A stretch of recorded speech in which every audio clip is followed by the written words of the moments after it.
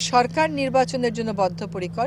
আগুন দিয়ে একটা ভীতিকর অবস্থার সৃষ্টি করা, এটা করাই হচ্ছে যাতে নির্বাচনটা অনিশ্চয়তার দিকে চলে যায়, নির্বাচন নিয়ে একটা ভীতির পরিস্থিতি সৃষ্টি হয় এবং মানুষ নিরুৎসাহিত হয়। নির্বাচন নিয়ে আমরা সকলকে আশ্বস্ত করতে চাই, এখানে নির্বাচন কমিশনের প্রতিনিধি আছেন। নির্বাচন 12ই ফেব্রুয়ারি ঘোষিত হয়েছে, নির্বাচনের সকল প্রস্তুতি তারা শেষ করে এনেছেন এবং নির্বাচনের জন্য সাধারণত যে ধরনের চ্যালেঞ্জগুলো থাকে সেই ধরনের চ্যালেঞ্জগুলো মোকাবেলায় সরকার পূর্ণ প্রস্তুতি নিয়েছে।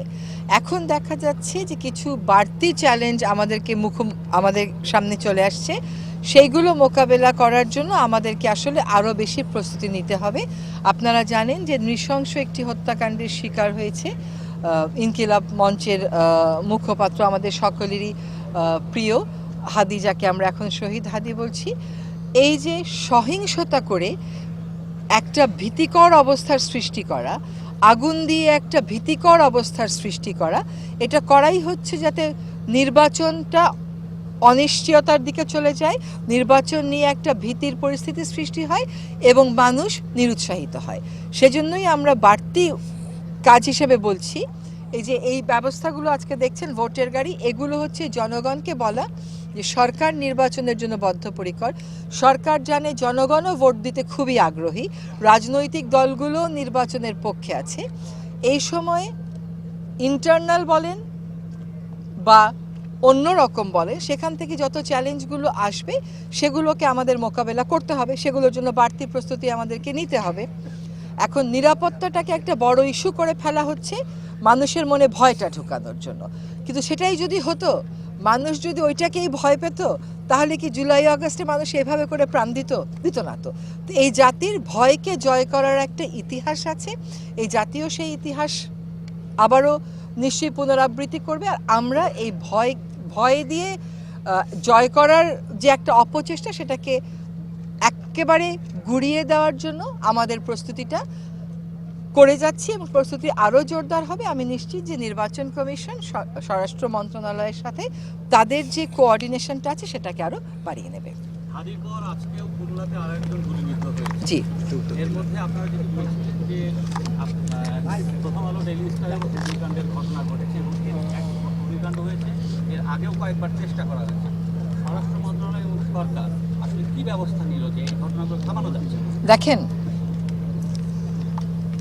বিষয়টা যদি আপনি নিশ্চিত করে বলতে পারতেন যে এখানে দুটো পক্ষ আছে, তাহলে আমাদের জন্য সুবিধা হতো। যেমন যখন অগ্নিকাণ্ডের ঘটনা ঘটে আমরা বুঝবার চেষ্টা করছিলাম যে কোথা থেকে এটা এসেছে, সে সময় আসলে একটা ট্রমার সিচুয়েশনেও জাতি ছিল, এটাকে নিয়ে একটা বাড়তি ক্রাইসিস করা হয়েছে। আজকে স্বরাষ্ট্র মন্ত্রণালয় থেকে স্পষ্ট করা হয়েছে যে প্রাথমিকভাবে 31 জনের একটি তালিকা প্রস্তুত করা হয়েছে এবং তার মধ্য থেকে আমার শেষ খবর পাওয়া পর্যন্ত 17 জনকে গ্রেফতার করা হয়েছে।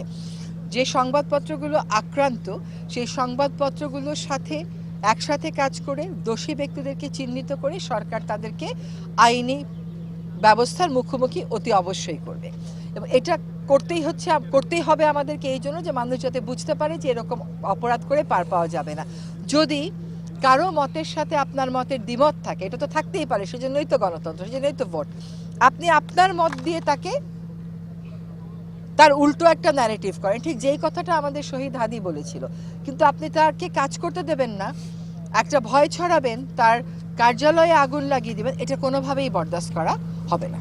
আপা, ডেইলি স্টারের প্রথম আলোর ক্ষেত্রে আগে যখন জিয়াফত করছে তখন কয়েকটি পত্রিকা বা অনেকে নিষিদ্ধ করেছে যে ওইখানে নিষিদ্ধ সংগঠনের কয়েকজন নেতা বা তাদের কর্মীরা এইগুলো করেছে, এবারও সেম অনেকেই বের করেছে। তো এই ক্ষেত্রে নির্বাচন সামনে নিষিদ্ধ জঙ্গি সংগঠন বলেন বা সংগঠন বলেন, তাদের ক্ষেত্রে কতটুকু নজরদারি রাখা হচ্ছে?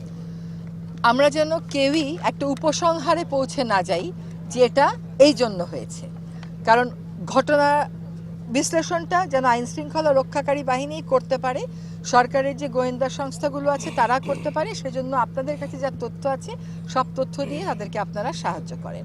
সরকার সকল সম্ভাবনাকে মাথায় রাখছে এবং একটা কথা বলে আমি আশ্বস্ত করতে চাই যে এই ঘটনার সাথে যারাই জড়িত থাকুক না কেন, যাদের ব্যাপারেই আমরা তথ্য প্রমাণ পাবো, আমাদের তদন্তে এটা উঠে আসবে, তাদের সকলের বিরুদ্ধেই ব্যবস্থা গ্রহণ করা হবে এবং সেটা দৃশ্যমান হবে। আপা, দেশে বিদেশে যারা হচ্ছে ফেসবুকে বা সামাজিক যোগাযোগ মাধ্যমে উস্কানি দিয়েছে তাদেরকে তো চিহ্নিত করা হয়নি, এটার ব্যাপারে কোনো আপনাদের নতুন করে চিহ্নিত করার এখানে তো সুযোগ নাই।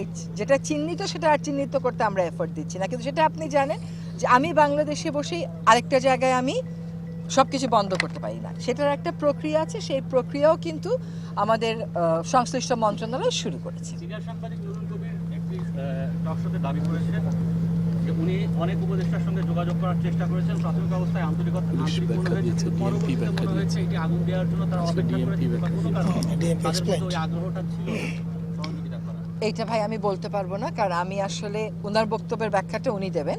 আমি যেটা বলতে পারবো যে মানে আমাদের অনেকেরই সাথে ধরেন শেষ পর্যন্ত কথা হয়েছে ভোর 4:38 যখন সকল উদ্ধার কাজ শেষ হয়েছে, তখন আমরা ফোন আলাপটা শেষ করেছি এবং নুরুল কবির ভাইয়ের সাথে আমার নিজেরও কথা হয়েছে।